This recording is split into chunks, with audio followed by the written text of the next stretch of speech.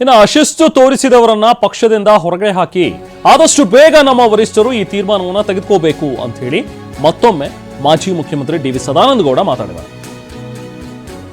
ಯತ್ನಾಳ್ ಬಗ್ಗೆ ಮತ್ತೊಮ್ಮೆ ಪ್ರತಿಕ್ರಿಯಿಸಿರುವಂತಹ ಸದಾನಂದ ಗೌಡ, ಯಾರು ಅಶಿಸ್ತು ತೋರಿಸ್ತಾರೋ ಅಂಥವ್ರನ್ನ ಪಕ್ಷದಿಂದ ಉಚ್ಚಾಟನೆ ಮಾಡಬೇಕು, ಹೊರಗಡೆ ಹಾಕಬೇಕು.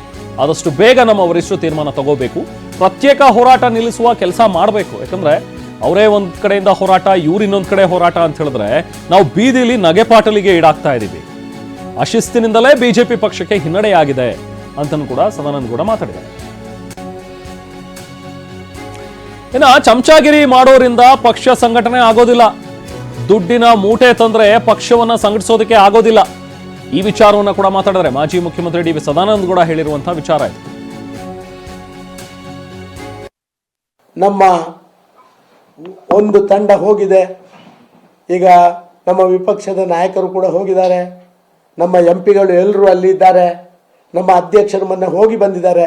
ಆದ ಕಾರಣ ಇದಕ್ಕಿಂತ ಹೆಚ್ಚು ಮಾಹಿತಿ ಯಾರು ತಪ್ಪಿತಸ್ಥರು ಯಾರು ತಪ್ಪಿತಸ್ಥರು ಅಲ್ಲ ಅಂತ ಹೇಳುವುದಕ್ಕೆ ಇನ್ನೂ ಹೆಚ್ಚು ಮಾಹಿತಿಯನ್ನು ತಗೊಳ್ಳುವಂಥ ಅಗತ್ಯಗಳಿಲ್ಲ. ಇವತ್ತು ನಾಳೆಯಲ್ಲಿ ನಮ್ಮ ರಾಷ್ಟ್ರೀಯ ಪ್ರಮುಖರು ಒಂದು ತೀರ್ಮಾನ ತಗೊಳ್ಳೇಬೇಕು. ಅದು ಅಶಿಸ್ತು ಅಂತ ಯಾರ್ದಾರು ಗೊತ್ತಾದರೆ ಅವರನ್ನು ತೆಗೆದು ಹೊರಗೆ ಹಾಕಿ, ಇದರಿಂದ ಪಕ್ಷಕ್ಕೆ ಗೌರವ ಬರ್ತದೆ. ನೋಡಿ, ಭಾರತೀಯ ಜನತಾ ಪಾರ್ಟಿ ಎಷ್ಟೇ ಕಷ್ಟದಲ್ಲಿದ್ದರೂ ಕೂಡ ಇವತ್ತು ಅಶಿಸ್ತನ್ನು ತಡ್ಕೊಳ್ಳೋದಿಲ್ಲ ಅಂತ ಹೇಳುವಂಥ ಸಂದೇಶವನ್ನು ಕೊಟ್ಟಾಗೆ ಆಗುತ್ತೆ. ಎರಡನೇದು,